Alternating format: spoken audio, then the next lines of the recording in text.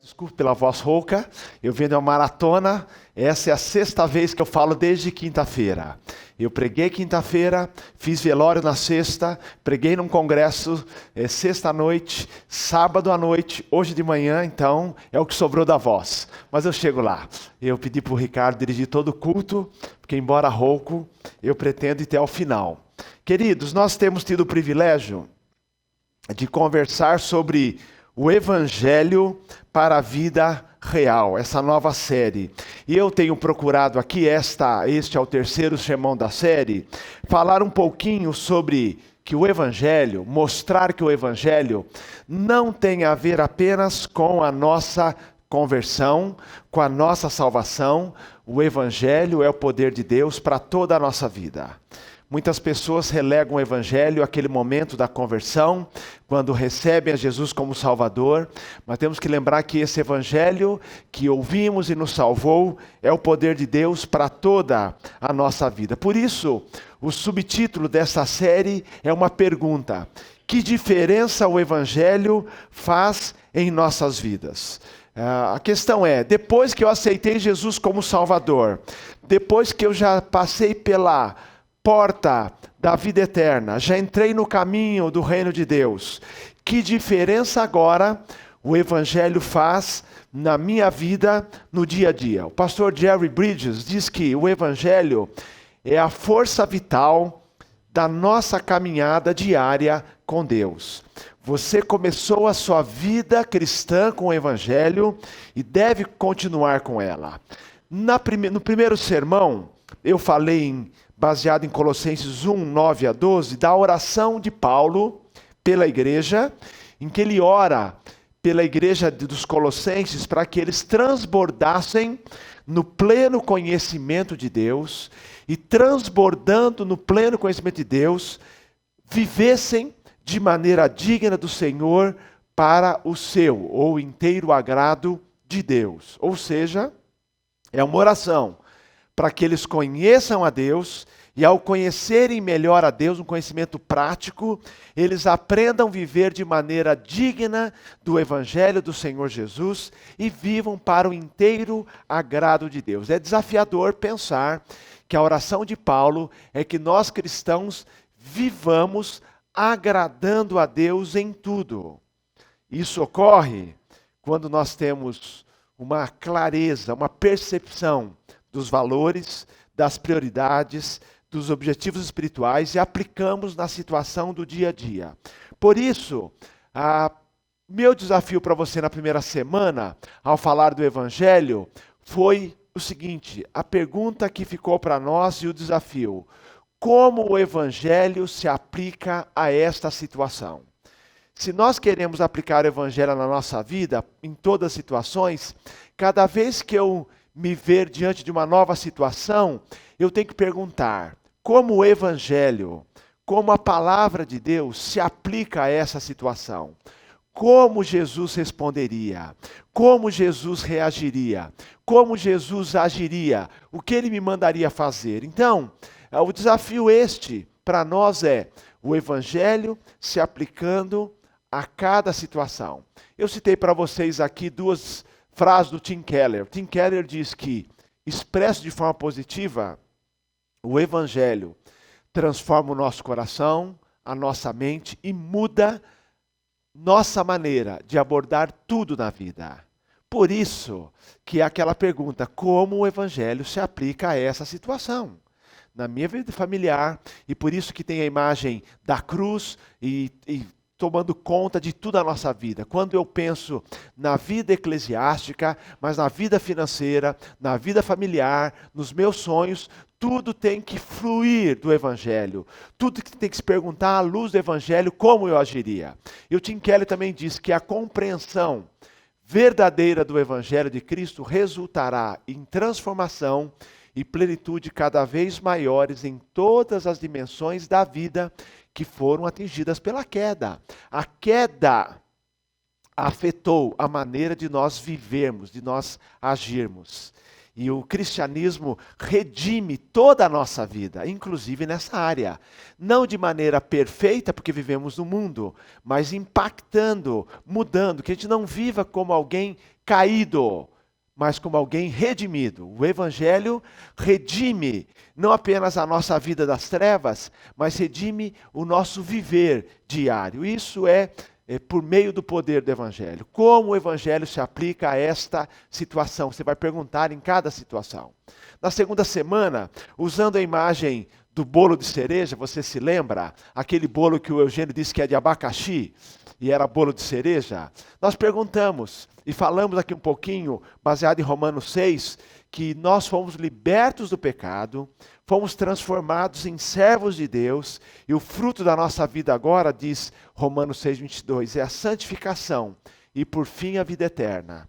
Libertos do pecado, transformados em servos de Deus, o fruto do momento é santificação e só no fim a vida eterna. Aí nós falamos que na nossa vida o Evangelho não pode ser apenas como uma cereja de um bolo. Porque a cereja no bolo não transforma um bolo em bolo de cereja. E muitas vezes a nossa vida cristã é assim, nós vivemos a nossa vida, o todo, a massa da nossa vida é uma vida que não está permeada pelo Evangelho. Nós não agimos como cristãos, mas temos algumas práticas cristãs. Nós temos alguns rituais cristãos. E aí é a cereja do bolo. A cereja no bolo não torna o bolo um bolo de cereja. Assim também, alguns rituais evangélicos, uma frequência à igreja, não torna a minha vida uma vida cristã, uma vida marcada pelo Evangelho. O desafio foi que a nossa vida toda, o Evangelho precisa permear cada área da nossa vida. E aí, eu usei essa frase que li certa vez, que diz que nós devemos pregar o Evangelho para nós mesmos todos os dias. Você aceitou o Evangelho quando se converteu. Esse Evangelho que você ouviu te salvou. Mas agora, diariamente, lendo a palavra, conversando com Deus, você prega o Evangelho para você. Você vai dizendo, à luz da Bíblia, como você deve viver. Então, é interessante a figura. O Evangelho sendo pregado para mim mesmo, todos os dias. Eu tenho que pregar o Evangelho para mim. Eu tenho que ler a Bíblia e dizer, isso aqui é para mim. É assim que se vive alguém que tem a vida permeada pelo Evangelho. Porque precisamos do Evangelho, não só para a salvação, precisamos do Evangelho para a santificação. O poder que salva é também o poder que transforma. Hoje, eu quero propor a seguinte questão, nessa série Evangelho para a Vida Real. O que acontece quando nós decidimos viver o Evangelho no dia a dia? O que acontece? Quais são as manifestações quando a gente abraça esse compromisso de viver o Evangelho, quando nós decidimos permitir que o Evangelho permeie toda a nossa vida no dia a dia? Eu, na década de 90, li um livro que impactou muito a minha vida, e esse livro ainda, eu tenho lá uma das cópias, ele não é mais editado, ele foi editado uma nova versão reduzida, um livro que marcou muito a minha vida, um livro escrito por Ray Stedman, e que ele tem o seguinte título, A Dinâmica da Vida Autêntica, em que ele falava das manifestações do Evangelho na nossa vida. Uma versão, esse livro é de 1975, eu não li em 75, eu não tinha nascido ainda. Tá? Não li nessa época. Tá? Eu li na década de 90. Tá? Mas em 2011 saiu uma nova versão de estudo bíblico chamado Vivenciando o Cristianismo Autêntico. Vale a pena, esse você encontra, assim, do Ray Stedman. Ray Stedman foi pastor na Califórnia, numa igreja da Peninsula Bible Church, Peninsula Bible Fellowship, em Palo Alto, na Califórnia, durante 40 anos. Ele escreveu dezenas de livros. E nesse livro, foi ele quem me chamou a atenção, à luz de 2 Coríntios, para a dinâmica da vida cristã autêntica. Quais são os sinais de uma vida cristã autêntica? Segundo ele próprio disse no seu livro, o tipo de cristianismo que, quando se manifesta, não precisa de publicidade nem de propaganda, porque ele tem fascínio próprio. Qual é o cristianismo que não precisa de marketing, que ele naturalmente, a ser vivido, não precisa de publicidade, porque ele possui um fascínio próprio? Então hoje o texto que escolhi para meditarmos, vivendo o cristianismo autêntico, é 2 Coríntios capítulo 2, versos 14 a 17. Eu quero convidar você para acompanhar a leitura, segunda carta de Paulo aos Coríntios, capítulo 2, versos 14 a 17.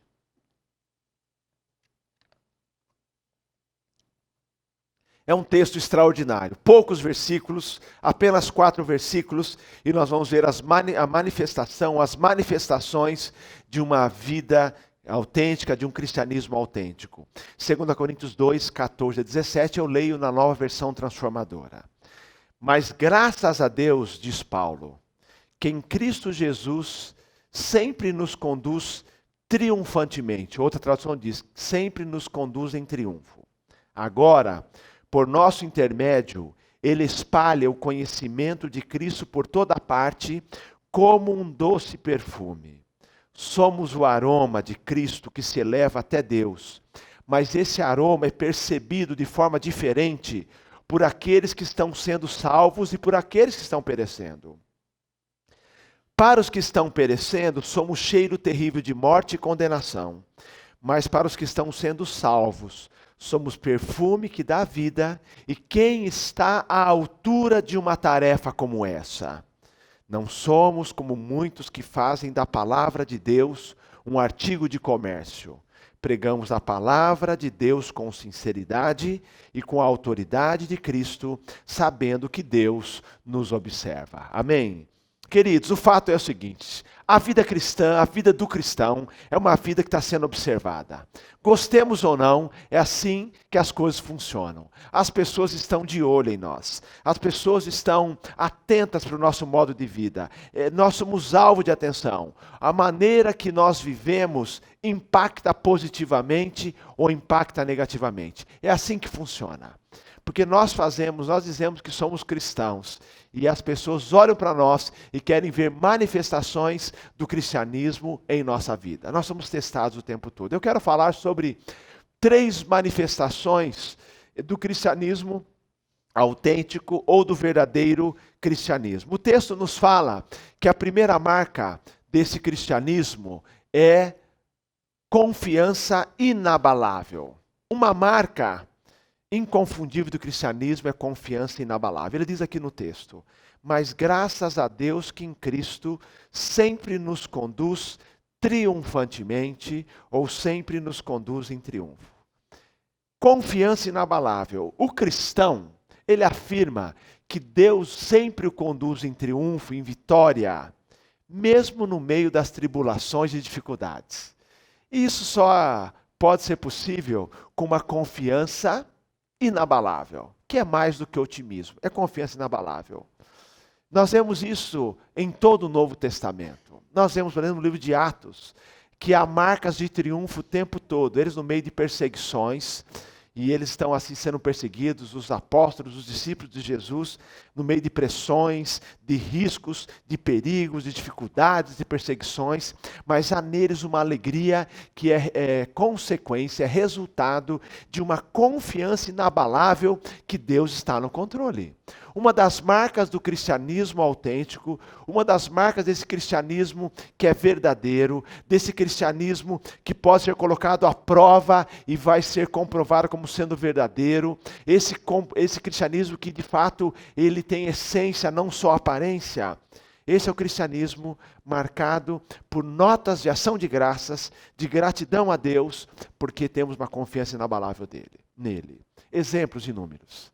O apóstolo Paulo e Silas, seu companheiro de viagem, depois de pregar em toda a região da Macedônia, chegaram em Filipos. Lá em Filipos, uma senhora chamada Lídia se converteu.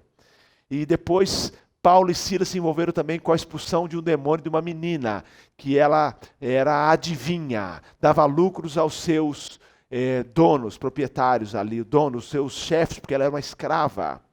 Diz a Bíblia que Paulo e Silas foram perseguidos e foram presos. Diz a Bíblia que à meia-noite, Paulo e Silas na prisão, com as costas feridas, porque tinham sido sofrido ali os castigos, os pés presos nos troncos, um futuro incerto. Lá estavam eles à meia-noite, diz a Bíblia, em Atos 16, que eles oravam e cantavam a Deus. O que faz alguém numa prisão gelada, com certeza com fome, com dores, cantando, orando e cantando a Deus? Uma confiança inabalável que Deus estava no controle. Paulo, depois escrevendo aos Filipenses, no capítulo 1, fala: eu quero que vocês saibam que as coisas que me aconteceram têm contribuído para o progresso do Evangelho. Não importa se eu estou preso ou não. E por que ele disse isso? Quer ver a prova, a confiança inabalável que aconteceu? Naquela noite o carcereiro se converteu. Houve um terremoto na prisão, as cadeias se soltaram, os presos, parecia ali que o carcereiro ficou com medo que eles fugissem. Paulo disse: estamos todos aqui. E aí ele chegou próximo de Paulo e Silas, Paulo explicou, e ele falou: o que é que preciso fazer para ser salvo? Ele disse: crê no Senhor Jesus e serás salvo tu e a tua casa. Naquela noite, no meio do expediente, o carcereiro pegou Paulo e Silas, levou para a casa dele, ele não bateu o cartão, deixou o cartão lá sem bater, voltou para casa, foi para casa, levou Paulo e Silas, fez um jantar. Eles comeram juntos ali, se alegraram, Paulo pregou o evangelho, todos eles se converteram, naquela noite foram batizados, ele voltou para a prisão e terminou o expediente. O fato é que naquela noite, porque havia em Paulo e Silas uma confiança inabalável, houve impacto. Porque Paulo e Silas e tantos outros criam que Deus estava no controle. Nós também cremos nisso. Não é fácil crer. Não é fácil vivenciar, mas a Bíblia diz que Deus faz com que todas as coisas contribuam para o bem dos que amam a Deus. Ele está dizendo que se você está sendo obediente ao Senhor, amando ao Senhor acima de tudo, tenha certeza que Deus está no controle de toda e qualquer situação. E que Ele pode usar essa situação, a sua confiança inabalável, para alcançar outros para Jesus.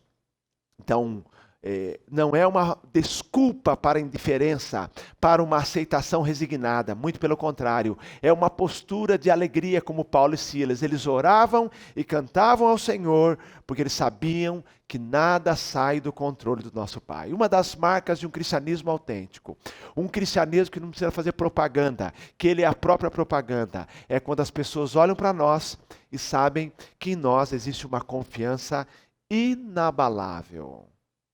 Eles olham para nós e veem como nós lidamos com a situação. Cada vez que eu faço um velório, faço um culto fúnebre, como fez na última sexta-feira do irmão Helmut Kinnitz, eu disse: há algumas coisas que são muito difíceis para aquele que não serve a Jesus, para aquele que não é salvo, para aquele que não crê em Deus entender. Uma das coisas é a nossa postura diante da morte.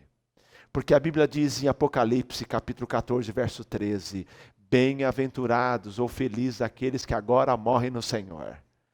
Mas porque a visão bíblica, Paulo diz que para mim o viver é Cristo e o morrer é ganho. E mesmo diante da morte, com a tristeza que é natural, a saudade que é natural, naquele momento há um momento de celebração, porque nós celebramos o legado daquela vida e nós sabemos que inclusive dessa situação, nessa situação extrema, Deus está no controle.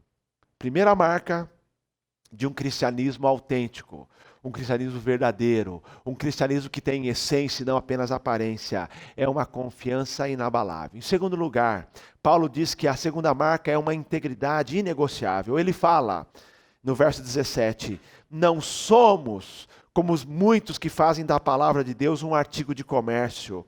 Pregamos a palavra de Deus com sinceridade e com a autoridade de Cristo, sabendo que Deus nos observa. Pregamos a palavra de Deus com sinceridade e com a autoridade de Cristo. Isso não é só para pregadores, é para qualquer cristão. Ele está dizendo aqui, queridos, ele está usando a imagem dos falsos pregadores, daqueles, é como um vendedor ambulante que está ali abordando as pessoas numa praça ou na rua e quer vender um produto, mascarando aquele produto, dizendo daquele produto mais do que ele pode oferecer.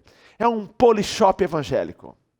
Não, na verdade, é tentando dizer que aquele produto vai resolver teus problemas. Então, ele está dizendo que é a função de um mascate, de um vendedor, que ele está anunciando a mensagem, mas selecionando algumas características atraentes do evangelho para conquistar argumentos de venda. Não, Paulo diz assim, eu não sou um falsificador da palavra. Falei hoje de manhã sobre isso. Nós temos muita pregação, que é pregação falsificada. Nós temos muita pregação excessivamente positivista. Eu uso positivismo para não falar positiva. Toda pregação ela é positiva. Mas no sentido de que há muita pregação que só fala de coisas boas, só fala de vitória, só fala de felicidade, só fala de conquista. Só fala de que Deus sempre vai tirar você do embaraço, que você nunca vai ter problemas. E as pessoas estão indo em busca disso. Isto é parte do Evangelho. O Evangelho fala do socorro de Deus, do cuidado de Deus. Mas o Evangelho também fala de tribulação. O Evangelho fala de pecado. O Evangelho fala da justiça de Deus. Há muita pregação positivista, tirando do Evangelho, deixando só aquilo que é agradável. E mesmo o que é agradável está sendo deturpado. Paulo diz assim, eu não adapto a minha pregação aos interesses e gostos pessoais. Eu prego a palavra, eu não mudo o Evangelho. Sabe por quê, queridos? Porque o Evangelho é o poder de Deus para mudar pessoas. Se o Evangelho que nós pregamos não é o Evangelho de Deus, ele não tem poder para mudar vidas. Ele pode conquistar um adepto, alguém que fica um tempo numa igreja, mas não vai mudar. Porque eu não me preocupo, queridos, quando alguém aceita o Evangelho do Senhor Jesus, ele pode passar por tempos difíceis, ele pode passar por trancos e barrancos, vai ficar firme na fé. Ele vai ficar firme na fé. Não tem medo, porque ele foi conquistado pelo Evangelho de Cristo Jesus. É o Senhor que garante a sua salvação. Não somos nós. Agora, se é adesão a uma filosofia, se é adesão a um tipo de pregação, se é adesão a um estilo de louvor, se é adesão a um estilo de culto, se é gostar disso, daquilo, isso pode mudar.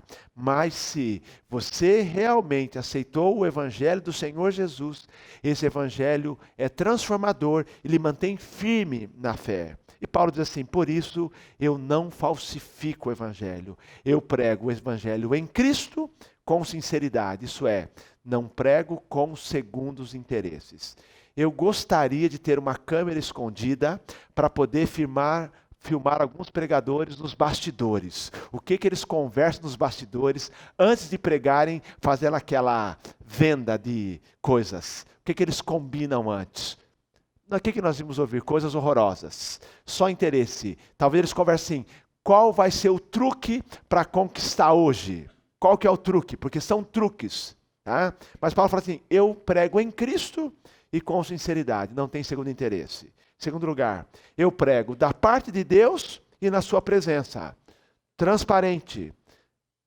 Estou aberto à investigação. Cada vez que eu prego como se Deus, e de fato Ele está presente diante da minha pregação. Portanto, a segunda marca do Evangelho é nós temos uma integridade inegociável. Não só na pregação, mas na nossa vida. Que a nossa vida seja vivida com o Evangelho integral, não o Evangelho pela metade, nem o Evangelho falsificado. Integridade inegociável é a segunda manifestação de um cristianismo autêntico. E por fim, e aqui eu quero gastar um pouquinho mais de tempo, ele fala que o cristianismo autêntico tem um impacto inesquecível. Verso 14, parte B diz, agora, por nosso intermédio, Ele, Deus, espalha o conhecimento de Cristo por toda parte, como um doce perfume. Mas ele diz também, queridos, no verso 15, somos o aroma de Cristo que se eleva até Deus, mas esse aroma é percebido de forma diferente por aqueles que estão sendo salvos e por aqueles que estão perecendo. Para os que estão perecendo, somos cheiro terrível de morte e condenação. Mas para os que estão sendo salvos, somos perfume que dá vida, e quem está à altura de uma tarefa como essa?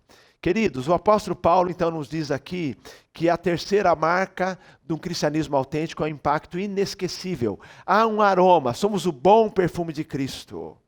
Para mim isso é um dos mais belos símbolos a respeito do Evangelho, da fragrância, do perfume. Paulo dá a entender que a vida cristã, vivida como deve ser, é um perfume que todo mundo nota. Você sabe disso, nota, não tem jeito. Não dá para não notar um perfume. Eu acho que uma das situações que a gente mais nota um perfume é quando a gente está num ambiente e alguém chega e você nota. Ou quando você entra num elevador e alguém entra com perfume, você logo nota. Ambientes assim, você logo nota, é impossível. Essa é a figura que Paulo usa. Ele diz assim que existe alguma coisa no cristianismo que deixa uma impressão inesquecível. Entendeu? Causa um impacto duradouro. Não tem como passar despercebido. Causa um impacto na vida da pessoa. Mas ele diz aqui também que quem vive o Evangelho e exala o perfume de Cristo é cheiro de morte para a morte, cheiro de vida para a vida. Vou explicar isso para vocês. Ele está mostrando aqui que é impossível quem vive o Evangelho e quem prega o Evangelho verdadeiro não causar um impacto. É impossível a pessoa ficar assim, sem tomar uma decisão. Paulo sempre era assim. Ele pregou em Atenas, diz a Bíblia que muitos se converteram, outros falaram assim, sobre isso vamos te ouvir uma outra vez, mas tiveram que reagir. É impossível ficar sem uma reação ao Evangelho. Tim Keller diz que é impossível ter conhecido o verdadeiro Jesus e ser indiferente. Você ou se curva em maravilha ou vai embora ofendido. Não tem jeito, não era assim com Jesus? Não foi assim com o jovem rico? Zaqueu encontra Jesus e o aceita de coração e o segue. O jovem rico encontra-se com Jesus e diz a Bíblia que ele saiu triste, porque não queria submeter tudo ao Senhor. É impossível. Quem conhece o Evangelho, quem conhece a Cristo de verdade, ou se curva em maravilha, ou vai embora ofendido. Mas que ele entendeu a mensagem, ele entendeu a mensagem. A figura que Paulo usa aqui, da ideia de cheiro de morte para a morte, de vida para a vida, é a ideia do cortejo triunfal. Quando um general romano, que era o grande império conquistador da época, voltava de uma campanha vitoriosa. Quando um general voltava, o general tinha sua missão, conquistar um determinado reino, um país, e ele voltava desse país, o Senado romano preparava para eles uma procissão nas ruas de Roma, para exibir os cativos que ele trazia. Então o povo todo ali assistindo aquela procissão, a carruagem onde o general era precedida por prisioneiros que carregavam guirlandas de flores e vasilhas com incenso perfumado, e eles estavam então retornando, estavam ali na frente. Estes, depois da cerimônia do cortejo triunfal, seria permitido a eles voltar para a sua terra. Voltar para aquele país e viver sob o controle de Roma, mas voltariam. Era cheiro de vida para vida. Os que estavam à frente eram os que seriam poupados. Mas havia um outro grupo que após a carruagem, eram outros prisioneiros, que vinham arrastando pesadas correntes nos pés e nas mãos. Esses sabiam que seriam executados. Então o perfume das flores, das guirlandas e o perfume do incenso, para eles era um cheiro de morte. Eles sabiam. Para os primeiros, cheiro de vida para a vida. Para os outros, cheiro de morte para a morte. Eles já sabiam disso.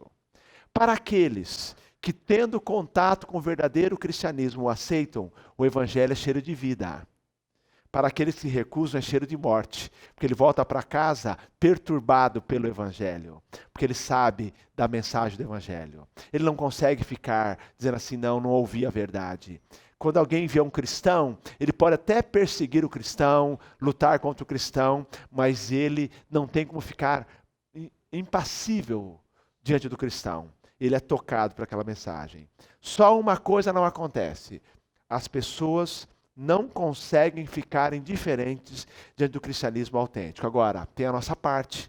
Nós podemos trabalhar para que o nosso cristianismo seja cada vez mais cheiro de vida. Cheiro de vida. E que menos pessoas ouçam o evangelho e rejeitem. E aqui é quando Paulo fala dessa questão do evangelho como sendo um perfume. A maioria das pessoas não estarão interessadas em comprometer suas vidas com Cristo Jesus, a não ser que eles olhem para os cristãos e vejam que há uma vida atraente, coerente, que nós somos diferentes em termos de amor, de postura. Se eles não virem isso, eles não serão atraídos. Eles só vão ser tocados pela mensagem do evangelho se observarem a integração entre o que você fala e o que você vive. Vou dizer para você ficar tranquilo. Ninguém exige de nós perfeição. Ninguém. mas ele requer coerência. E ninguém espera, as pessoas não são tão exigentes assim, dizendo assim, que o cristão tem que ser perfeito. Mas ele espera a coerência, ele espera que você peça perdão, ele espera que você mude, ele espera que você viva de acordo com o que você diz, na sua família, no trabalho, no seu dia a dia, na universidade. É o que Mateus 5 diz, temos que ser sal da terra e luz do mundo. Isso é, aquela luz que diz Jesus não se pode esconder, é impossível de ser escondida. Aquele sal que quando não está presente, você sente falta e pede. O sal que faz falta. Esse evangelho, esta fé, que ela se manifesta em cada área da sua vida, como uma figura mostra. Uma fé na vida familiar, no comportamento no trabalho, tudo. Na resolução dos conflitos e até na maneira que nós fazemos negócios. Mas a grande pergunta é, como as pessoas serão impactadas se nós não vivermos o Evangelho? Joy Waldrich diz o seguinte, que as pessoas, nós cristãos, devemos primeiro ser as boas novas antes de compartilharmos as boas novas. Ou as palavras do Evangelho precisam ser primeiro encarnadas antes de serem verbalizadas. O pano de fundo para a pregação do Evangelho, para compartilhar o Evangelho, é uma vida transformada. Como as pessoas serão impactadas se nós não vivermos o Evangelho? As pessoas estão vendo. Mas quando Paulo diz assim que nós somos o bom perfume de Cristo, ele está dizendo que é algo muito poderoso, é impossível de não ser notado, é impossível. Impossível ser notado, por isso que eu digo assim, só use bons perfumes, porque qualquer perfume é notado, os ruins e os bons. Os bons perfumes, use, porque é impossível de não ser notado. Ouvi uma ilustração do pastor Timothy Keller, que foi durante muitos anos pastor da igreja presbiteriana chamada Redeemer, lá em Nova York. Ele conta que há 40 anos atrás, aproximadamente, quando eles estavam começando a igreja ainda, uma jovem começou a frequentar a igreja. E naquele tempo a igreja era bem pequena. E um domingo, então, depois dela frequentar alguns domingos da igreja, o Tim Keller chegou ali, era possível fazer isso, e a cumprimentou e perguntou a ela, por que você, observei que você tem vindo à nossa igreja há algumas semanas, você é uma visitante, por que você está visitando a nossa igreja, ou como você chegou à nossa igreja? Ele quis saber. E ela falou assim, é uma longa história. Eu falei, mas eu quero ouvir. E ela começou a contar a história. Ela é uma jovem.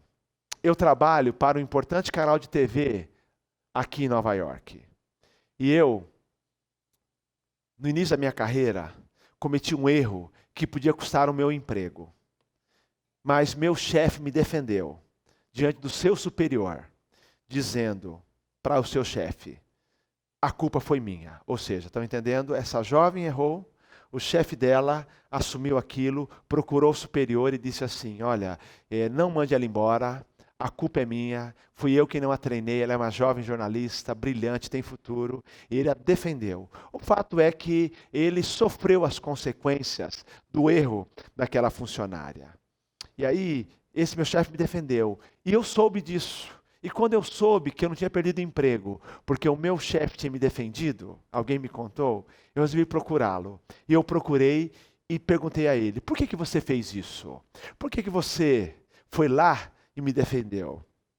Ele apenas disse, não se preocupe, que bom que está tudo certo, vamos caminhar, vamos trabalhar. E ela, não, mas ele não contou. E ela foi uma segunda vez falar com ele, novamente ele disse, não se preocupe, está tudo bem, deu tudo certo, está resolvido. E ele sempre tentando não responder. Até que ela, confusa, ela uma não cristã, querendo entender aquilo, um dia chegou para ele, quase que forçando a barra, dizendo assim, eu quero saber o que aconteceu. E eu quero saber porque eu tive outros chefes. E eu estava acostumada, e eles costumavam assumir todos os créditos pelos meus sucessos. E os erros sempre eram meus. Sempre assim. Os meus chefes roubavam os créditos do meu sucesso. Mas quando era erro, sobrava para mim. E aí eu insisti com ele, perguntei para ele, ela contando para o Tim Keller, por que você fez isso? Até que ele me disse o seguinte, eu vou lhe dizer uma vez só, nunca mais vou falar sobre isso, disse para ela, eu sou cristão. A única razão porque eu fiz isso é porque Jesus um dia assumiu a minha culpa, a culpa que não era dele. E eu estou tentando servir as pessoas como Jesus. E aí ela disse para o Tim Keller, aí eu perguntei para ele assim, que igreja você frequenta? E por isso que eu estou aqui. Alguém que vivia o Evangelho, alguém que queria simplesmente viver como Cristo viveu, e ela perguntou, agora sim eu quero ser a sua igreja. E lá estava ela. Nós somos o bom perfume de Cristo. E nós temos exclusivamente no Evangelho, só no Evangelho, recursos divinos que operam maravilhas para a manifestação de Cristo em nós. Não é algo que você vai viver pelas suas próprias forças. Só quando o Evangelho permear toda a sua vida e estiver no seu coração. O impacto inesquecível é a terceira marca de um cristianismo autêntico. Mas isso só acontece quando a gente tem a mudança de vida. As pessoas são impactadas quando observam uma transformação que não pode ser explicada a não ser por meio da operação divina. Então eu às vezes me pergunto, penso, é em nossas igrejas que o Evangelho é posto à prova na vida real. Se as pessoas quiserem saber o que o Evangelho produz, estariam sendo injustas se olharem para a igreja? Nós temos que pensar nisso. Nós vivemos dizendo que vivemos como Cristo.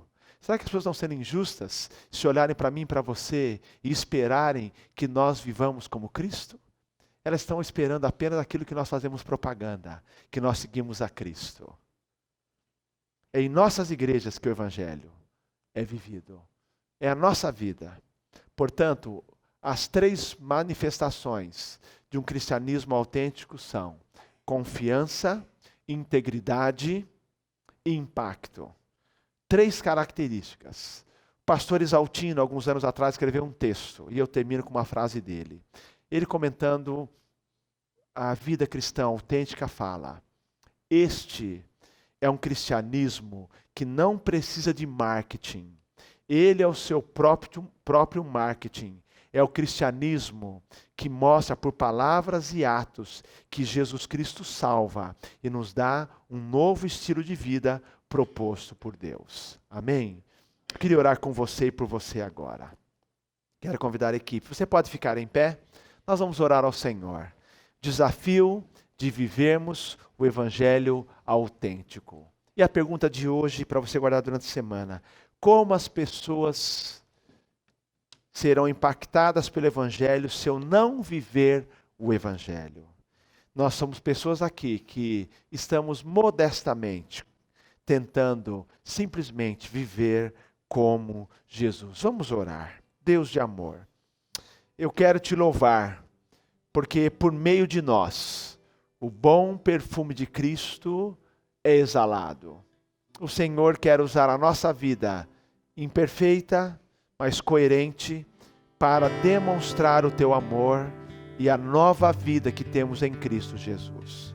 Nos leva a viver todos os dias, Pai, com essa confiança inabalável, com uma integridade inegociável, mas acima de tudo, com impacto, Senhor, na vida das pessoas inesquecível.